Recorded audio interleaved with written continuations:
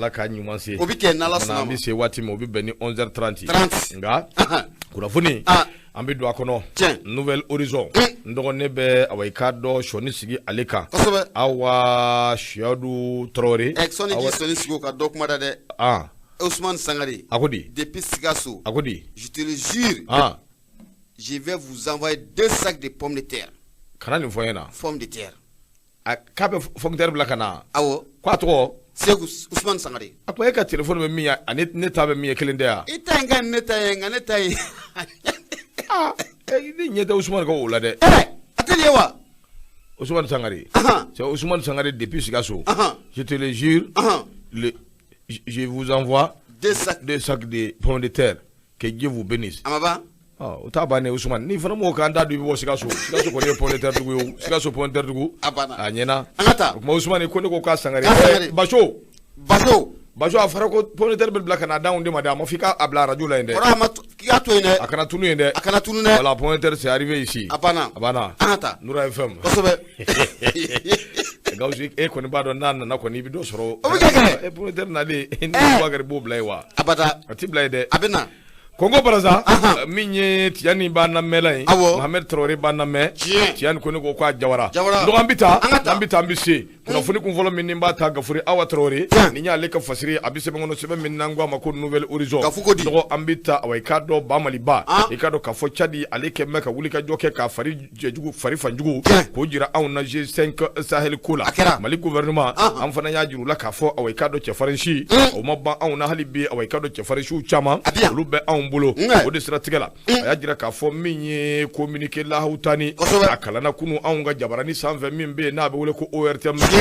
communiqué in a carila kosɛbɛ réseaux sociaux sanfɛ ministre min bɛ yen n'a bɛ ministre de l'administration territoriale décentralisation gouvernement ka kuma lase la n'o bɛ porte-parole du gouvernement n'a b'o kofɔ colonel Abdoulaye Maïga ale ye wulikajɔ kɛ wulikajɔ min kɔnɔna na a ye kunnafoni a y'a di kalo tile 15 n'o bɛnna kari don ma min ye awa i k'a dɔn jamana kɔnɔ ani jamana kɔ kan ka kunnafoni di bɛɛ lajɛlen ma k'a jira bɛɛ lajɛlen na k'a fɔ anw kɔni sen tɛ awa i k'a dɔn G5 Sahel la bilen an y'an sen bɔ a la wa G5 Sahel a muɲɔgɔlɔ fɛn fɛn bɛ yen hadi awa i k'a dɔn n'o y'a sɔrɔ an ka mɛnɛmɛnɛw n'u ka mɛnɛmɛnɛw de don aw bɛ fara ka bɔ ɲɔgɔn na a k'o de siratigɛ la n'i ye jateminɛ kɛ nin kibaruya min filɛ nin ye a bɛna fara awa i k'a dɔn anw ni maa minnu bɛ yen n'an farala farali caman bɛ yen an ni maa caman ye ɲɔgɔn bila a bɛna fara o fana kan koyi ko déclaration in awa i k'a dɔn a kalanna kunun Mali gouvernement ka diɲɛmaa ani maliyɛn den bɛɛ lajɛlen kunnafoni k'a jir'u la k'a fɔ min ye wulikajɔ ni cɛsiri min kɛra k'a ko 7nan n'o ye G5 Sahel u ka conférence de chefs d'État o min n'o kɛra G5 Sahel tɔgɔ la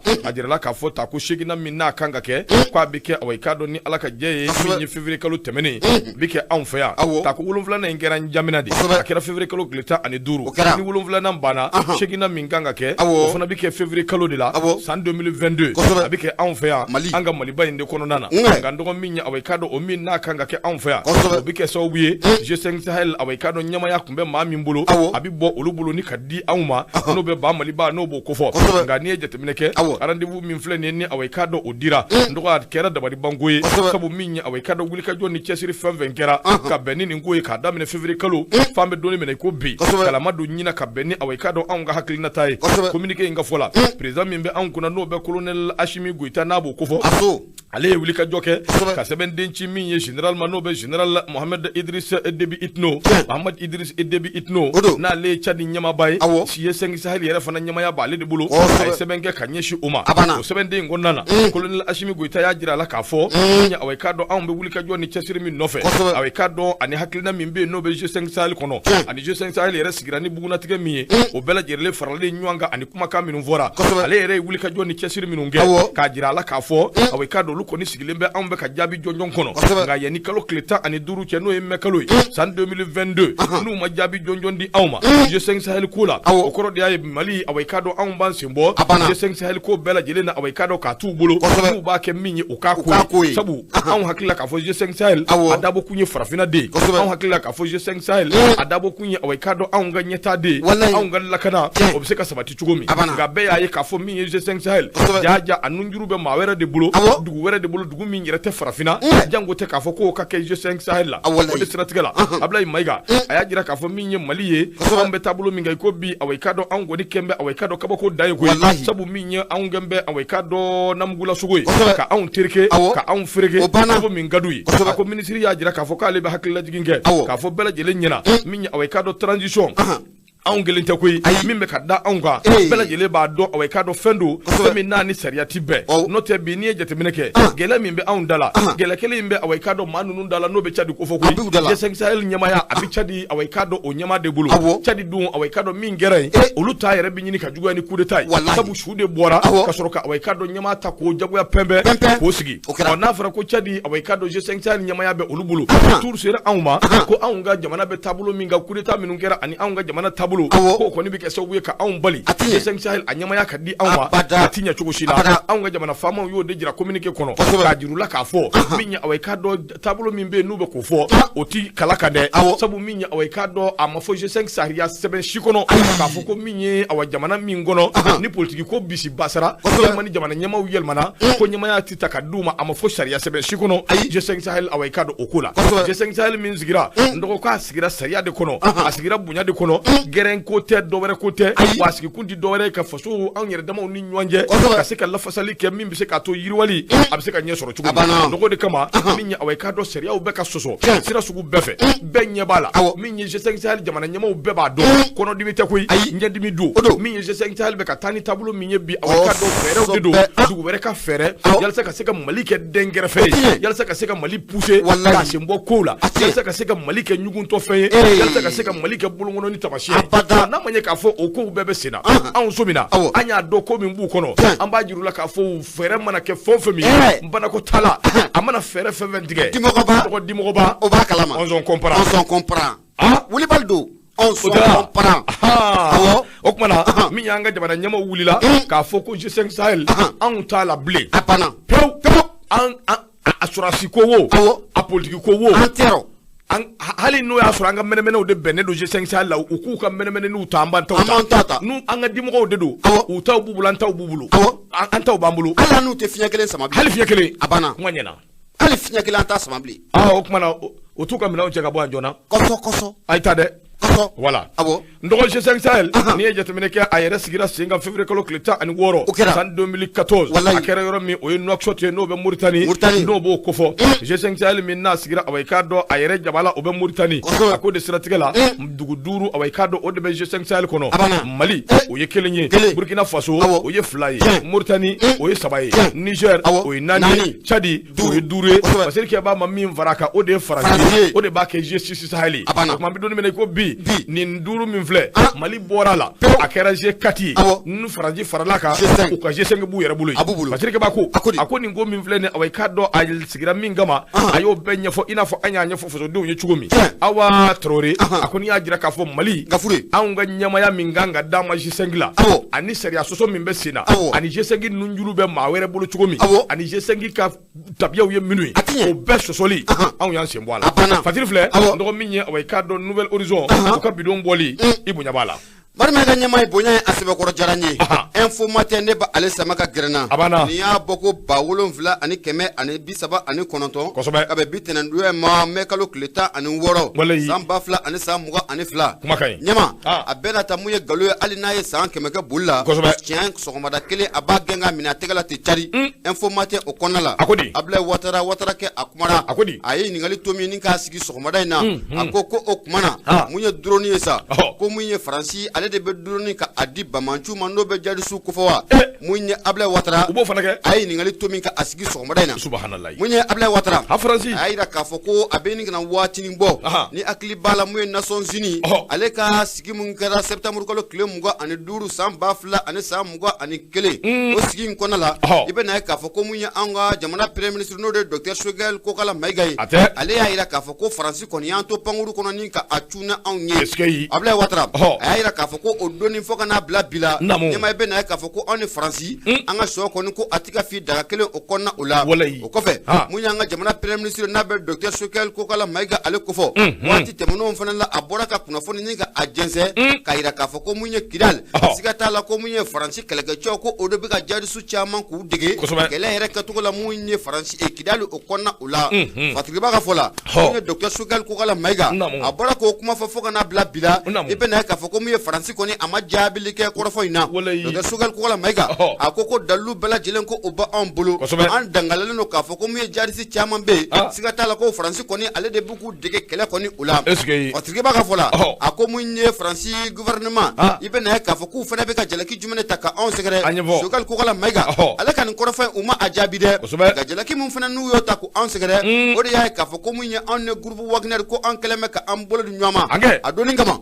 mun ye Faransi masakɛ bi n'o bɛ Emmanuel Macron ko fɔ sommet belebele dɔ kɛra sommet min n'an k'a ma ko sommet Afrique Faransi n'a kɛra sa octobre 2021 o kɔnɔna la ale yɛrɛ y'a yira k'a fɔ ko mun ye n'a fɔ a ka jamana ɲamakɔrɔ n'o bɛ Hollande ko fɔ ko y'a yira k'a fɔ ko mun ye Faransi nakun tɛ jamana in kɔnɔ ka to yan koyi ko Faransi bɛ na ka terroriste de kɛlɛ ko n'o banna pewu ko Faransi ko a bɛ segin ka taa so Fatigiba ka fɔ la mun ye an bɛ don min na comme bi siga t'a la a gɛlɛyalen don ni jamana fila ani ɲɔgɔn cɛla la n'o bɛ ba Maliba ani Faransi jamana ɲɛma ko a b'o kɔfɔ o siratigɛ la hali bi an ka Dr Sokɛli Kokala Mayiga premier ministre a kumara koyi a kɔni ma bɔ dunufɔri la abada k'a fɔ k'a bɛ taa kɔnɔbara fɔ mun ye Sokɛli Kokala Mayiga a ye Faransi ka jogojuguya u ka kɛwale juguya u ka bamanciya ni ka a caman kɔni ni ka a da kɛnɛ kan Sokɛli Kokala Mayiga a y'a yira k'a fɔ ne hakili b'a la donni min kama wele bilala Faransi ma a bɛ se ka na anw dɛmɛ cogo min na san 2013 o kɔnɔna la walasa anw bɛ se ka cɛ jadisiw la cogo min na mun ye Sokɛli Kokala Mayiga a ko a donni kama mun ye Faransi kɛlɛkɛcɛw ko u nana anw ka jamana o kɔnɔna o la a ko a donni kama k'i bɛ na ye k'a fɔ ko mun ye Gawo Tombouctou an jɛra ka nin jadi in bɛɛ lajɛlen k'o kɛ ɲɔgɔn fɛ nka waati min na an taara se Kidali da la siga t'a la mun ye Faransi kɔni ale guwara sɛbɛkɔrɔda anw ɲɛ k'a yira k'a fɔ ko mun ye jamana in n'a bɛ ba Mali ka sɔrɔsiw ko fɔ ko anw ti don mun ye Kidali o kɔnɔna o la Sokɛli Kokala Mayiga a y'a yira k'a daminɛ o donni na fo ka n'a bila bi la maa ma de bɛ k'a fɔ k'i hakili juru carilen don siga t'a la i b'a dɔn k'a fɔ ko Faransi kɛlen bɛ ka janfa jugu dɔ kɔni k'o labɛn an ka jamana o kɔnɔna o ma Fatigiba ka fɔ la a ko san 9 o tɛmɛnen kɔfɛ jateminɛw y'a ye k'a fɔ ko min ye terroriste kɛlɛ ye ɲɛma ni dɔ ma fara ka foyi ko o ma bɔ a la sanga nin waati bɛɛ lajɛlen na malidenw bɛ kulela diɲɛ fan 14 bɛɛ lajɛlen fɛ Mali kɔrɔnfɛn fan ni ka taa a bila a camancɛ yan fan na a bɛɛ lajɛlen ɲamina terroriste fɛ an bɛ don min na ko bi Sokɛli y'a yira k'a fɔ ko siga t'a la mun ye complot international diɲɛ maa caman de jɛlen filanin filɛ ɲɔgɔn kan o bɛ ka janfa jugu dɔ ta ni ka an ka jamana a sɛgɛrɛ Fatigiba ka fɔ la o de hukumu kɔnɔna la nin waati laban ninnu na o de kɔni carila mun ye Mali bɔlɔlɔ siraw fɛ k'a yira k'a fɔ ko mun ye terroriste ye n'o bɛ diinɛ marifatigi ninnu ko fɔ ɲɛba ko drone de b'u bolo an bɛ don min na ko ka baara kɔni ko ka a kɛ a ko n'o kɛra tiɲɛ ye ɲɛma siga t'a la ko mun ye complot international ko o labɛnnen don anw kama Fatigiba ka fɔ la a ko mun ye a mana gɛlɛya cogo o cogo Dr Sokɛli Kokala Mayiga a kɔni ye nin kuma in k'a bugunatigɛ digo ye a ko mun ye Faransi siga foyi t'a la o ye gɔntɛgɛ ye wa mun ye a dalilu yɛrɛ caman de bɛ jamana in bolo k'a yira k'a fɔ ko mun ye Faransi a bɛ ka terroriste former Faransi a bɛ ka minɛn k'a di terroriste ma o Dr Sokɛli Kokala Mayiga ye o baabu in fɔ waati tɛmɛnenw na a donni kama fo ka n'a bila bi la ɲɛma Faransi marabaaw ma jaabili kɛ mais kɔni filɛ nin ye an y'a sama ka bɔ mun ye info ma tɛ ale kɔnɔ Abdoulaye Ouattara ale sɛbɛnnikɛla ye Madu Mayiga ɲɛma i bonya o b'a la ndɔgɔ bonya barika bonya diyara n ye ndɔgɔ hali bi arajo ye Nura FM min ye awa i k'a dɔn Général Bouakari Sangare a sagara an ka foli ani tɔni bɛ ka ɲɛsin a ma a ma gafe a m'a daminɛ lamɛn a bɛ ɲininkali la o tuma Segu Tunkara minɛli fɛn ma fɔ an ye fɔlɔ min kɔni kɛra a sababu ye n donna nataw la ni kibaruyaw sɔrɔla i bɛ jaabi Umaru Ngoyiba ndɔgɔ an b'ale ka fasiri an b'o bɔ sɛbɛn kɔnɔ sɛbɛn min n'an k'a ma ko Soir de Bamako a fana kuma bɛ ndɔgɔ min ye awa i k'a dɔn n yɛrɛ dɔgɔnin Ben le cerveau a ye meeting belebele min kɛ awa i k'a dɔn Espoir tous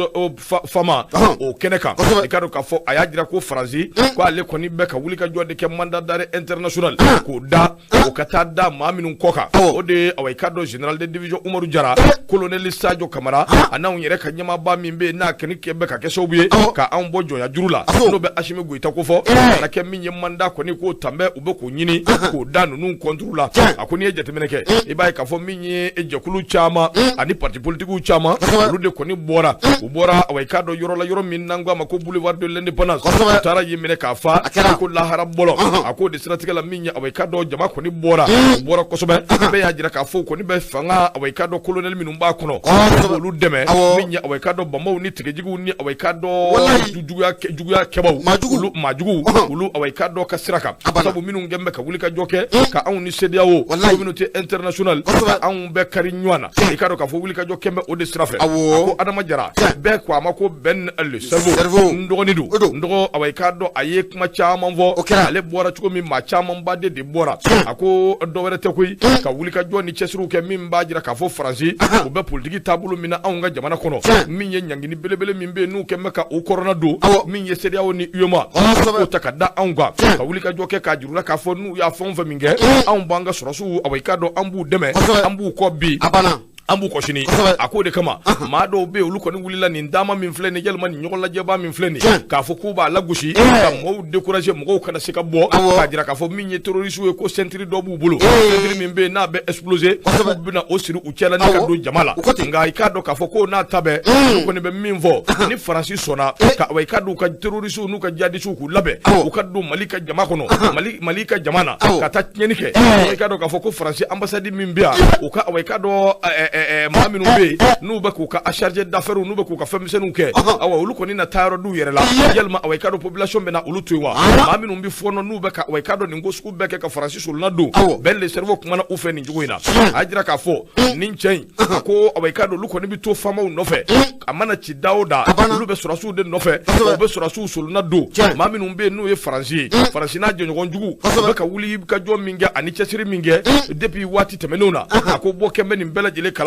Ben le cerveau a y'a jira k'a fɔ min ye campagne min n'u bɛ k'o fana kɛ campagne jugumanba in yalisa min ye Mali ye a tɔgɔ bɛ se ka tiɲɛ cogo min yalisa sɔrɔsi ninnu u ka ko bɛ se ka lafu cogo min ko bɔ kɛra u bɛɛ kalama u ka wulikajɔ in di dɔwɛrɛ koyi k'a jira k'a fɔ min ye sɔrɔsiw ye k'u bɛ ka fulaw de fa yalima u bɛ ka civiliw de fa nin bɛɛ ye Faransi ka jugujuguya ye nin bɛɛ ye Faransi ka awa i k'a dɔn taabolo jugu ye a ko anw ka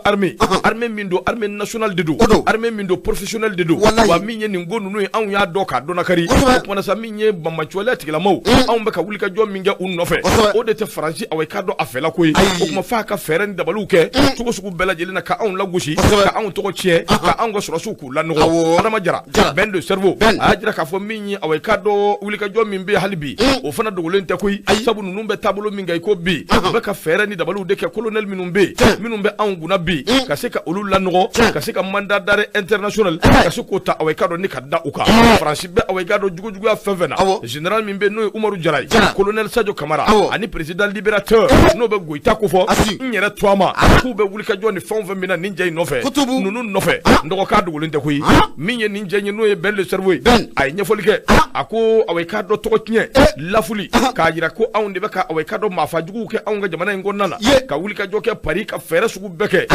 kalimu ni tɔgɔ tiɲɛba k'an sɔmina bɛɛ la wa Paris bɛ nin bin na Faransi bɛ nin min na u kelen tɛ koyi min ye Joe Biden n'o bɛ Amérique ko fɔ o ka dugu o fana bɛ k'u dɛmɛ u ka taabolo jugu la Adama Jara Ben le cerveau a y'a jiru la k'a fɔ k'u bɛ nin waleya min na an b'a kalama dɛ min ye awa i k'a dɔn u bɛ k'u dugu yɔrɔ yɔrɔ u suma an b'o dɔn wa an ɲɛ bɛ u ja la u bolokɔnɔni u bolo ja an ɲɛ b'a la koyi wa u k'u farati a banna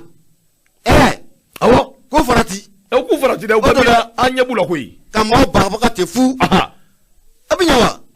o tɛ ɲɛ bila koyi en tout cas ka maaw bagabaga ko ko ceinture bɛ siri u la nanzarakan don dɛ Ben le cerveau ko a ko nous mettons nin ye Ben fana ka cɛ dɔ ye n'o ye Mohamed Dambele a ko nous mettons en garde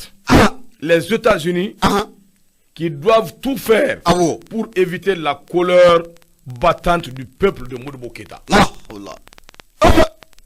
Ata kɔnɔ a b'a kɔnɔ kɛ n tɔgɔ a ko kumana hali bi min ye nin cɛ in ye a sɛbɛkɔrɔ kumana koyi u ye fɛn caman fɔ ka ɲɛsin nin ma nka fɛn min kɔni don min ye espoir et tous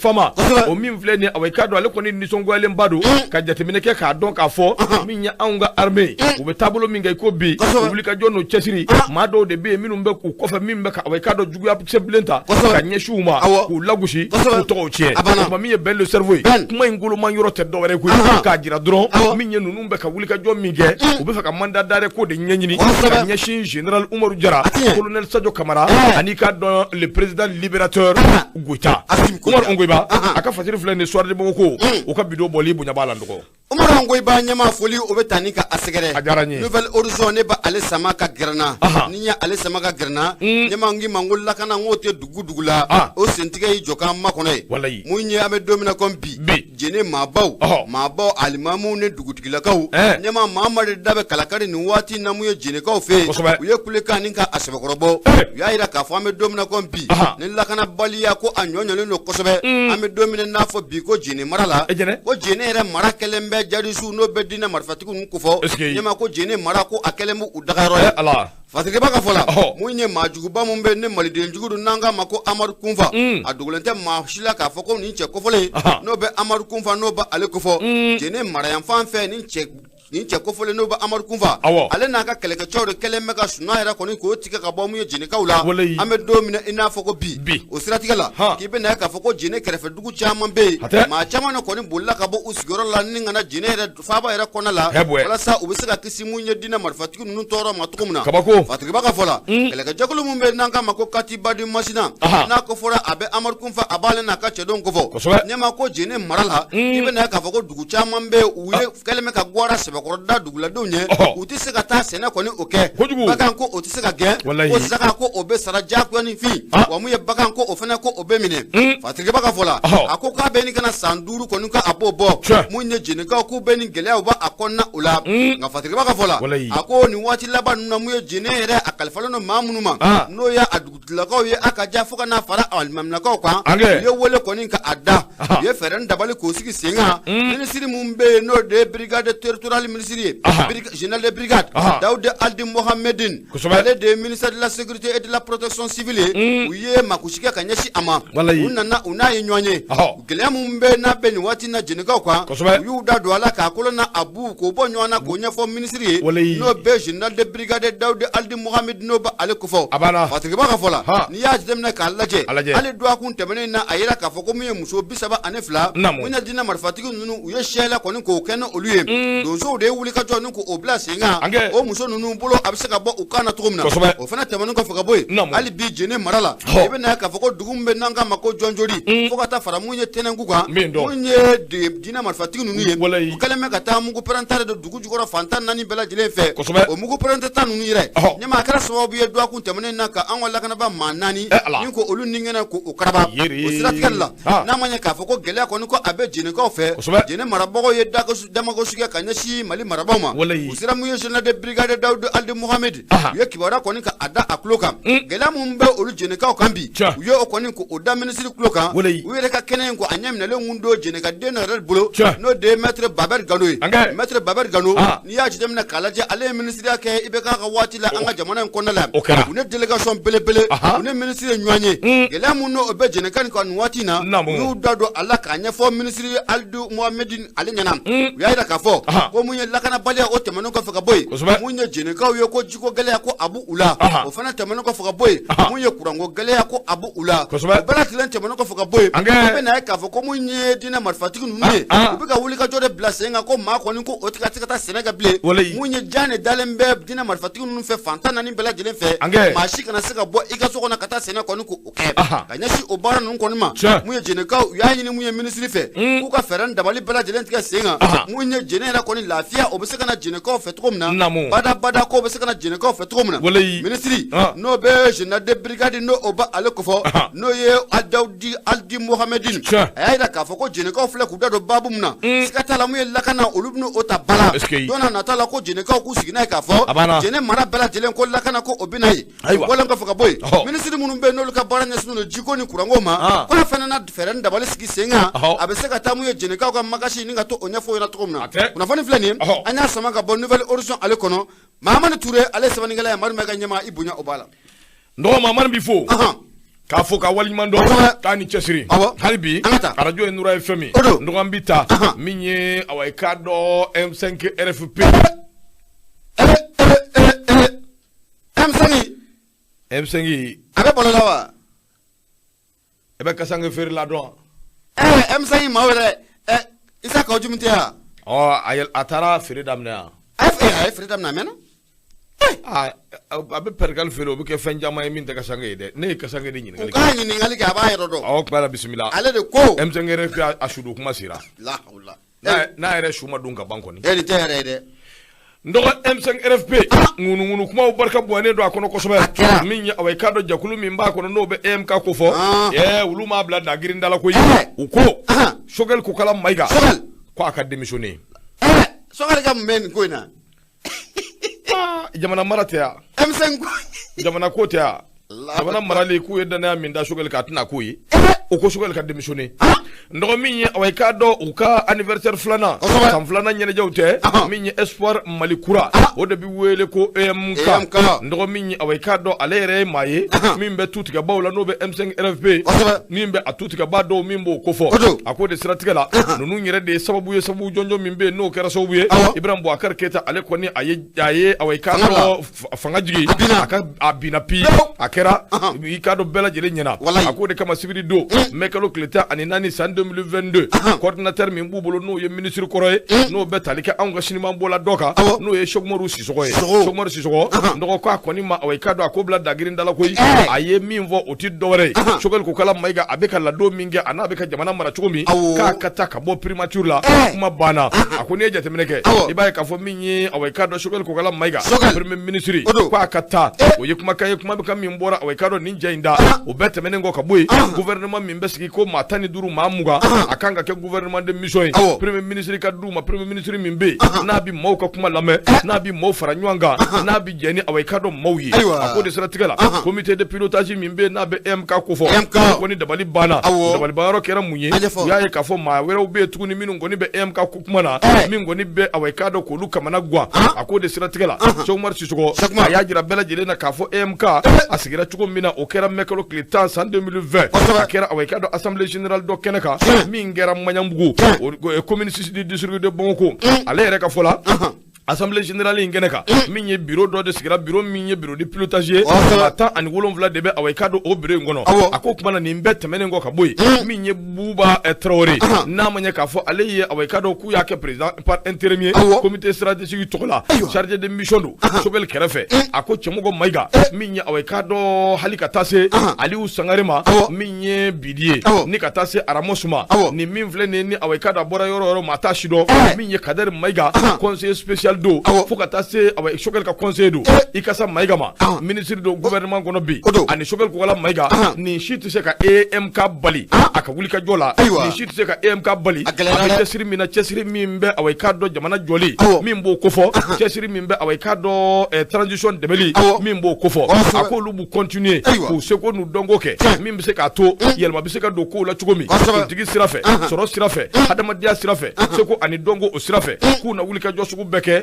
yelma bi se ka do ko la chugomi Chokmoru Sissoko akuma kayni ako temene ngo ka boy shogel ka blanc primature kuna bi MK matani ako da green dala koy uku étape flana mimbe no ye ka fo ko ka away kado fanga la clé no bi wele ko rectification uya jira ka fo M5 RFP akera so buye nana away kado fanga la nga ka damine o do kana se bima ambinyini ka kalota ani flasoro andi do wara la koy nyugolombo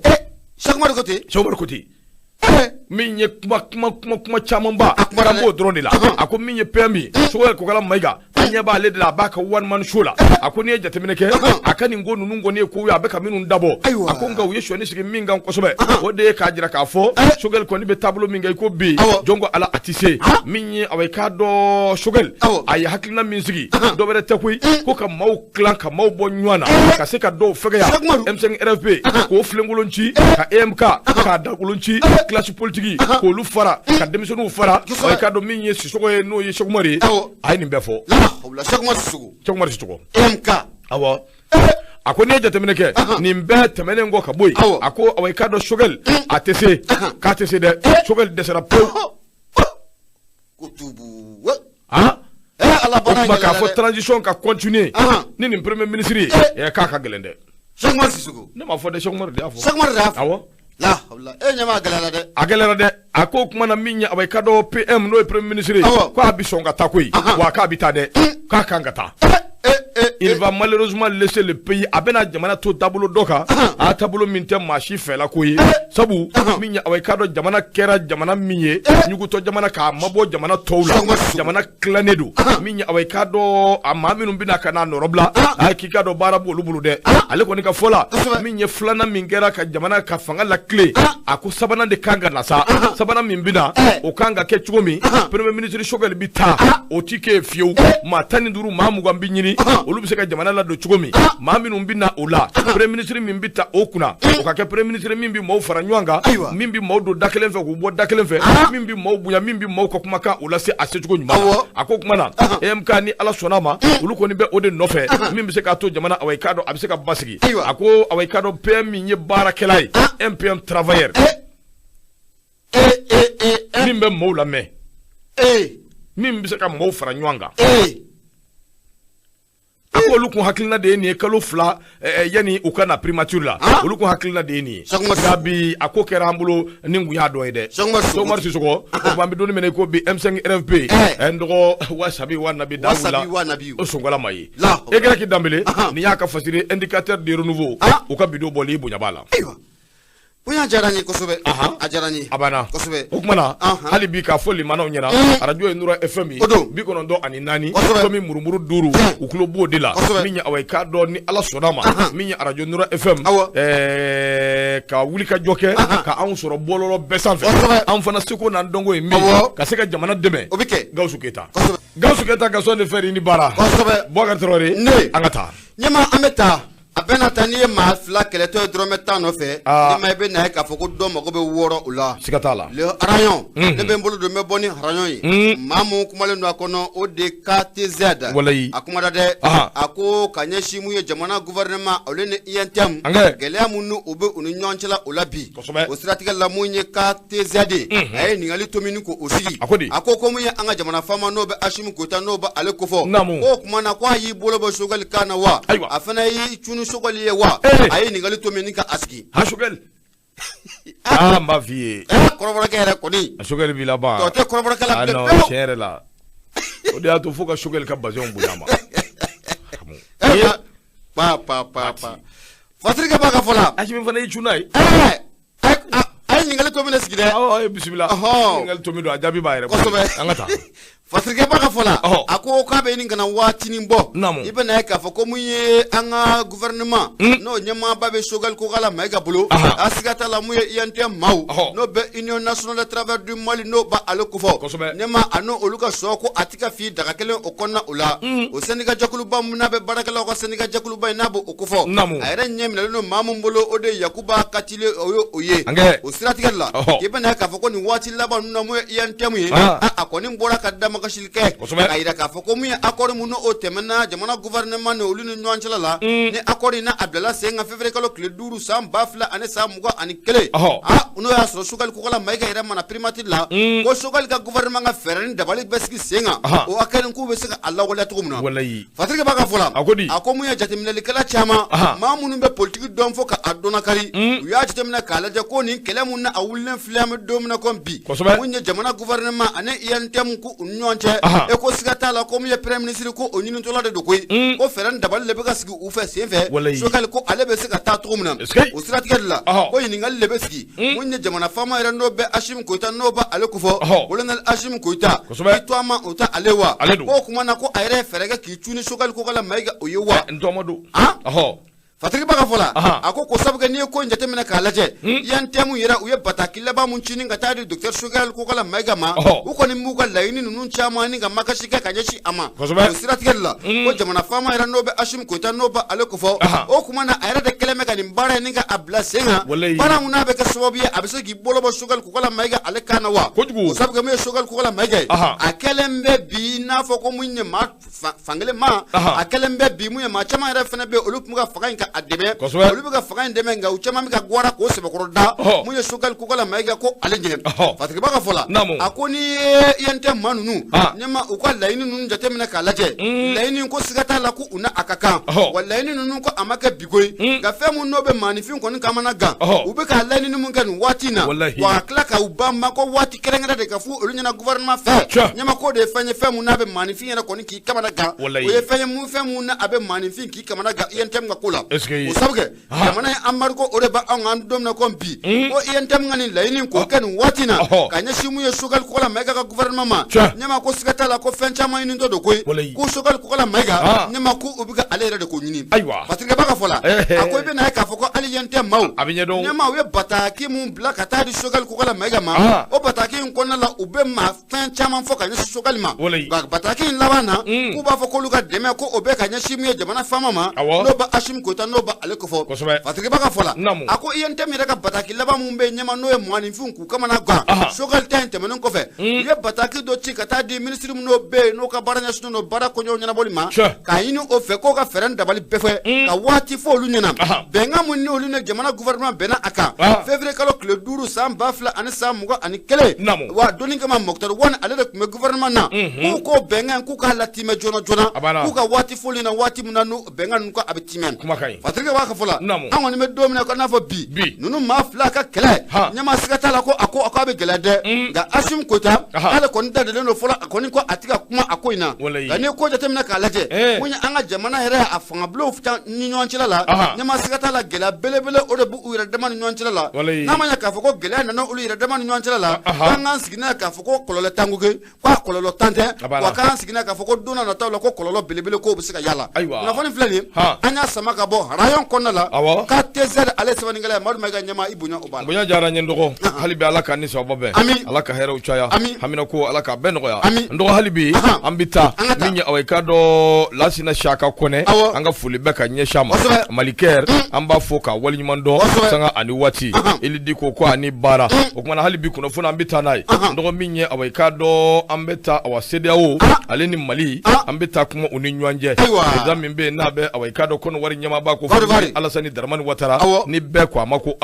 ado kwa be faranzide yelma ni na ke sobuye minye sanction mimbe anguna no nyangini min dambe angu sede ofe aka wuliwa ako president mimbe na be awikado kono warika o kanyama ba na bu kofo alasani daramani watara no ye adoi kabiri kunu awikado ayikunda yoro ka yoro mimbe na be franci kofo minye awikado jedobe jedobe no be wuli ku forum de marché émergent ikado ka fo anake atara ukeneka awikado atali minvle ukeneka sigata la minye Champs-Élysées Emmanuel Macron ka yoro kikado abitson ka tazole dai sabu ano be nywanye akodi kama ano be nywanye ubina kuma awekado fenja manga atita chukushila ni maliko kuma no manna awekado akuma ingondana sabu ni jetimine kabiri janvier kalo sang 2022 au clé konondo sabu d'état minumbe ani gouvernement cediao ani UMOA uluko ni kilimbe ka wulika joke ka bireda angu ko bela jile na beba donc afo minya adili dumba ya Alasani Dramani Ouattara ako kuma na ngene nga Faransi Alasani ni jamana nyama mimbe no be Emmanuel Macron kufo una nywanye akakeneka nani Emmanuel Macron nyoye dukuma awekado kodu wari ni Faransi uka tabuluka nga sikate mina Mali CEDEAO Union Africaine ani UMOA ikado kafo okuma fana ubike akono nana nga ni ngo imbela jelenye minyi Alasani Dramani Ouattara ikado kafo minya anga madobe no be for nyasimbe ikufo ya dima togole ukanyama ba okoni sera mani awekado anga chikaye sabu mingu mbeka na tanika sigike ubika ta chifo chugombi ani anga hakila kanga fo chugumi abina fo dan farabe uni nywanje kuma na fo minye fo nya simbe okachi kene ni fo uyo bisika fo ya chugumi ode kama fo nya simbe ko ni tanika sigu unchamange kuma na sa minye president no ye kon wari nyama bai yelma abina seka Emmanuel Macron ka la convaincu ka kuma nye fa ya abisika min fam ya ajira ka fo amara ke chugo kuma minungo ni biboni ngo nana maliko bi bo akonna nga minye awekado numbe ka min lanyini ani Emmanuel Macron be na min lanyini awekado Alasani Dramani Ouattara fe ni maliko kuma fora akoko nana ani sababa bibenwa abina kewa ala de adombaye ko ingoni yemi awekado akuma ko ni bifo nga nununga lanyini nungo nana sigate mina obina kornogram ko kuma fo minye kala ubita watimi obina lufo minye awekado otemenengo kaboy Faransika ambassadeur o sigini kana malikono okuma obisongo fo otemenengo kaboy irusika takabo envers maliko nana okuma obisongo fo minye awekado Franceva anga tola ani awekado o lahaliya do okuma obisongo fo obeteme tɛmɛnen kɔ ka bɔ premier ministre min bɛ anw kunna n'o ye Choguel Kowala Mayiga ye ale ka taa ka bɔ Awai-Kado gouvernement ɲɛmɔgɔ la o fana kuma o bɛ sɔn ka fɔ ndɔgɔ kuma na ado Awai-Kado ale ni nin cɛ in ka ɲɔgɔn ye n'o bɛ min ye Emmanuel Macron min b'o ko fɔ Awai-Kado ka ɲɔgɔn ye an bɛ don min ko bi ni nin ko ninnu kɔni kɛra kɔnɔ bɛɛ b'a dɔn Mali taabolo ye min ye o tuma ko kɔni a kuma bɛ caya kosɛbɛ nka ɲininkali de don yalima ado bɛna se ka Alassane Dramane Ouattara convaincre farafinna bi cogo min anw fanfɛdugu ninnu bɛ cogo min a k'i jagasira a k'i cogo dɔn yanni ko in ka taa ka a dan fasiri filɛ min ye Awai-Kado OD indicateur de renouveau u ka bidon bɔli bonya b'a la ɲɛma bonya diyara n ye kosɛbɛ ma ɲɛna ayiwa ɲɛma an bɛ taa hali bi an b'a yira kanubaw la k'u sɔgɔlen bɛ Nura FM na 94 tɔmi murumuru 5 laseli an b'o kɛ ka bɔ Jalakɔrɔji ko ɲumani Wɔrɔda la nɛgɛjuru sira 76 33 43 03 ɲɛma lansira ne bɛ n bolo don n bɛ bɔ ni ale ye ɲɛma n k'i ma ko n'a ma ɲɛ k'a fɔ ko kurukɔnɔmaa bɛɛ lajɛlen hakilina ye ba tigɛ ko ɲuman ye nka boso kelen kelen b'a la olu ka kɛ farati ye lasira ni a kumara mun ye Dugu Fana Keyita a ko mun ye an yɛrɛ ka jamana sanu ko siga t'a la ko malidenw yɛrɛ de bɛ ka a suɲɛ kosɛbɛ an ka sanu awɔ malidenw Mali État wala État o de bɛ ka Mali sanu ka suɲɛ État a ɲɛfɔ o de bɛ ka Mali sanu ka a suɲɛ a ɲɛfɔ kosɛbɛ a ɲɛfɔ mun ye Dugu Fana Keyita Dugu Fana ko di a y'a yira mun ye lasira ni o kɔnɔna la a ko mun ye an ka jamana marabaaw ye décision kɔni k'o ta conseil des ministres mun o kɛra mɛ kalo tile 11 tɛmɛnen conseil des ministres in kɛnɛ kan ko mina ye k'a fɔ ko an ka jamana marabaaw u ye décision belebele ni k'o sigi sen kan koyi décision mun na a bɛ kɛ sababu ye sanu mun n'o bɛ bɔ an ka dugukolo jukɔrɔ sanu ninnu bɛ se ka jateminɛ cogo min na ka a lajɛ sanu mun n'o kuntala n'o bɛ bɔ an ka jamana kɔnɔ a kɛ ka dɔn ko an bɛ don min na ko bi mun ye jamana gouvernement ko a ye o sariya k'o ta dɛ o siratigɛ la i bɛ na ye k'a fɔ ko mun ye an yɛrɛ ka jamana gouvernement waati dɔw kɔni na a ye mun ye jɛkulu dɔ kɔni ko o sigira sen kan an bɛ don min na ko bi jɛkulu mun na a bɛna kɛ sababu ye mun ye jamana yɛrɛ sanu mun na a bɛ bɔ an ka dugu jukɔrɔ sanu in kuntala ko a jɛnya k'a bɛ se ka dɔn cogo min na n'a ma ɲɛ k'a fɔ ko nin sanu tɔnna hakɛ in de bɔra ko o sanu hakɛ in ko ɲɛma ko o ka dɔn o siratigɛ la ko siga kelen bɛ jamanadenw dɔw yɛrɛ bɛ ko siga de kɛlen n'u la kosɛbɛ jamana yɛrɛ danaya da maa minnu kan n'u k'u sanu ko in ka ta ka kalifa u ma ɲɛma ko siga kelen n'u la kosɛbɛ o sababu kɛ ko sanu minnu u bɛ n'o fɔ jamana marabaaw ye k'a fɔ ko nin sanu ko nin de bɔra an ka dugukolo jukɔrɔ ani ɲɛma sanu minnu bɔ dugukolo jukɔrɔ ko kelen tɛ ko kelen tɛ kosɛbɛ o siratigɛ la mun ye an ka jamana marabaaw kɔni ye nin décision belebele nin ka a ta degere kɔni taara mun ye jamana faama fɛ n'o bɛ Asimi Koyita n'o bɛ ale kofɔ k'a yira k'a fɔ ko mun ye sɛgɛsɛgɛli ko o bɛna kɛ wa jɛkulu kɛrɛnkɛrɛnnen ko o bɛna sigi sen kan jɛkulu mun na a bɛ kɛ sababu ye anw ka sanu kɔni bɔta n'a donta ɲɛma ko a bɛɛ lajɛlen na dɔn maa minnu kɛra sababu ye ni ka sanu ni ka a ŋɛnɛmu mun ye jamana yɛrɛ danna da maanifin minnu kan ni ka sanu ko ka a ɲɛnabɔ ɲɛma ko n'a a jɔr'u la k'a yira k'a fɔ ko mun ye u bɛ ka kɔrɔfɔ mun fɔ ko sanu mun ko o bɔra dugu jukɔrɔ n'o y'a sɔrɔ ko mun ye bɔta dugu jukɔrɔ ko ka ca n'o ye ɲɛma ko maa mun fa k'u yɛrɛ fa kunnafoni filɛ nin an y'a sama ka bɔ mun ye lasira ni ale kɔnɔna la Dugu Fana Keyita ale sɛbɛnnikɛla ye Marima ka ɲɛma i bonya o b'a la ndɔgɔ sanuko in sira fɛ ndɔgɔ bɛ min f'i ye min ye Awai-Kado n taamana n taara sanu bɔyɔrɔ dɔ la waati tɛmɛnenw na min ye Awai-Kado yɔrɔ min bɛ yen n'a bɛ wele ko Morila o ye sanu tigɛ ye ndɔgɔ n ye tile damadama kɛ Morila n y'o tile damadama min kɛ n taara reportage de la ka se ka taa k'a dɔn yɛrɛ sanu in bɛ lahaliya min na sanu in bɛ taabolo min na min bɛ bɔ a bɛ cogo di min bɛ don a bɛ cogo di a waati Morila ɲɛmaa min kun bɛ yen a y'an bisimila ka ɲɛ an ye tile damadama kɛ a bɛ tile 3 tile 4 bɔ an bɛ u ni ɲɔgɔn cɛ an bɛ ka kow jateminɛ an bɛ enquêtes la ndɔgɔ sanuko in ni ko i b'i da don a la an bɛ bi tile bɛɛ ban an bɛ bi tile bɛɛ ban ko ka ca a kuma na a ka ca dɛ Mali sanu Ala kana su kɔrɔbɔ tile ko a dun bɛ kɔrɔbɔ ɲɛma subhanalahi ndɔgɔ ni sanuko in n'a wɔgɔbɛra ka se hakɛ dɔ ma ne ma da la ni faama bɛ yen min bɛ kisi o n bɛ ka sɛbɛn f'i ye dɛ Alahu a dun nin y'a sɛnsɛn wagati ye dɛ u y'o min fɔ nin ye a bɛ sɛnsɛn de a ka ɲi u k'a sɛnsɛn k'a lajɛ joona o de ka ɲi u k'a sɛnsɛn k'a lajɛ joona ne tɔni 1000 bɔra a bɛna fɔ ko tɔni 200 bɔra o tɛ ɲɛ o parce que jamana n'i yɛrɛ taara sanu bɔ yɔrɔw la e b'a dɔn an bɛ caman fɔ c'est vrai sanu bɛ bɔ jamana kɔnɔ ka taa maa wɛrɛw b'a bénéficier minnu b'a bɔ a bɛ taa yɔrɔ wɛrɛw fɛ mais hakɛ min fana bɛ to jamana kɔnɔ n'a pourcentage fɔr'i ye ka tila ka n'a ye jamana bɛ position min na a bɛ taa yɔrɔ min fɔ o de ka ɲɛfɔ a bɛ ɲɛfɔ parce que a bɛ taa de o a bɛ taa de siga t'a la dɛ a bɛ taa de dɛ kɛlɛkɛtigiw walahi kosɛbɛ a bɛ taa de wa a bɛ ɲɛnabɔ dɛ ayiwa Ala k'an ni sababa bɛɛ Mali kɛri ko On parle de justice. Personne n'a été arrêté pour détournement de fonds publics. Au Fanabala. Au Bala. Bara, Amako Bara au Sénat. Awa. Afarako Bara Chama de Kera Ma Bakele. Ani Kemefla. Anko. Olu de Munu Saloke. Pour l'économique là. Pour l'économique là. Okera. Donc, ni ma fli. Munu Salo Kera. Awa. On est ndoko kulaba numbe songake. Eh, ni ndoko kundamne. Ah, ni ndoko kundamne, ndoko kulaba nunga, ndoko kununka na nyonko. Ma avec gelade. Olu songake jaka don wati. E ma chama bulla. Munu Salo jakumani Salo. Avec gelane wati na de. No Kera. Oh, jaka bido sake. Munu somna ole jiga butona yaka edini kokari o biso malikera biso ngadamne ni sebeni na nga okay sigatala nga do okay yoro numa ine l'économique mo ko fi temana ye feo ma tema ya katema mi pour l'économique la ke aga sokursukana affaire la wat sababi do mo to ga wabi sababi ma tema ye fe wati dola ifana da inga teli amaka kera nteme na ife ado glogi bendigira awo odo ndu ya soro be chambre mu ngono suma ya bara dandu kursi yere nyigira ofo ore foli bi kono afo ange nteme na ife sikatala e ko fo ki yere soro ke nteme na ife polo kono mi gitia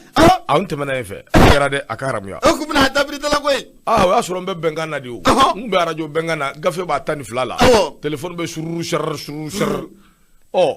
Glale kuma be nye welele ke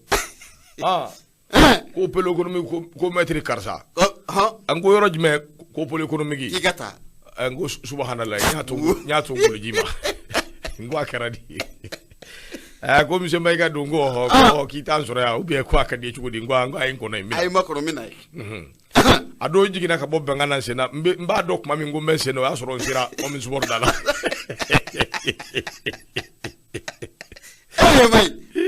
manu mai ne ndo ndaro yeda do shamburni do kono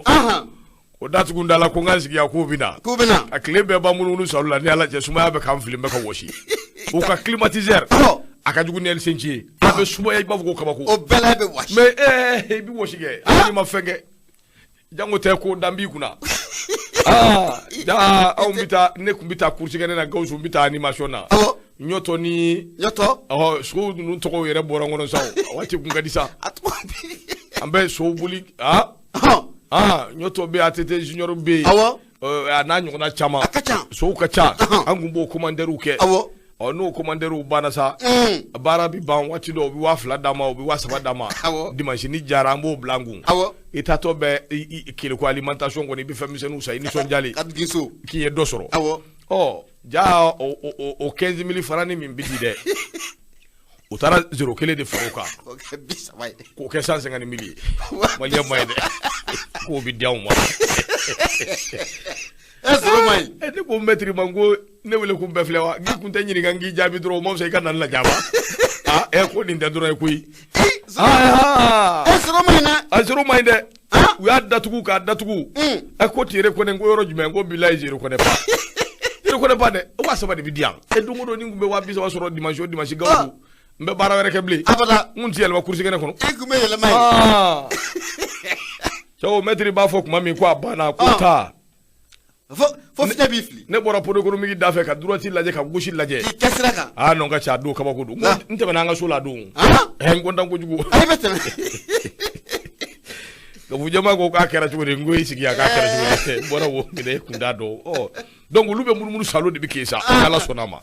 pour l'économie ko mayde mayne ndo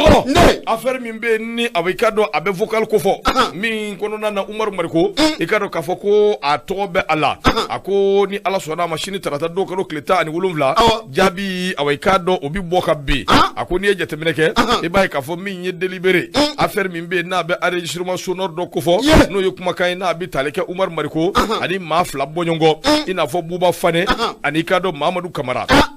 affaire chini tribunal la away kado tribunal de grande instance commune cadre du district de Bamako ni ala sonama ko bela jele abida away kado chini ako de strategala kuna funi ngoni dira mami fe obe metre mare mu jawara ko fo wati mi utaru sigi Umar Mariko tununi away kado na be ka nyina ka asuma fe parti mo ani jamana bebe ka nyini away kado utaru sigi ko nyefo wati mi kuna fundi la de nyini galike o nyini galiko nana jabi diram ka jira la ka foni ala sonama minya away kado chini tarata do min ye ko in kɔni a bɛɛ lajɛlen a bi ɲɛfɔ n'i y'a ye fɔlɔ yɛrɛ bɔra a dɔgɔkɔrɔ dɔwɛrɛ tɛ koyi maa dɔ tun bɛ yen min kɔni ma se ka ye kɛnɛ kɔnɔ n'o bɛ awɔ i k'a dɔn Buba Fane n'o b'o ko fɔ an bɛ don min na i ko bi Buba Fane tɛ yen Mariko tɛ yen nin ko in bɛna kɛ cogo di kiiri tigilamaw bɛna awɔ i k'a dɔn ninnu kannabila wa k'a fɔ k'u ma fɛn kɛ wa awɔ i k'a dɔn a kɔni ni Ala sɔnna sini a jaabiw bi bɔ ni jaabiw bɔra n'a wulila min na an n'o da limanaw tulo kan ni Ala ka jɛ ye ɔhɔ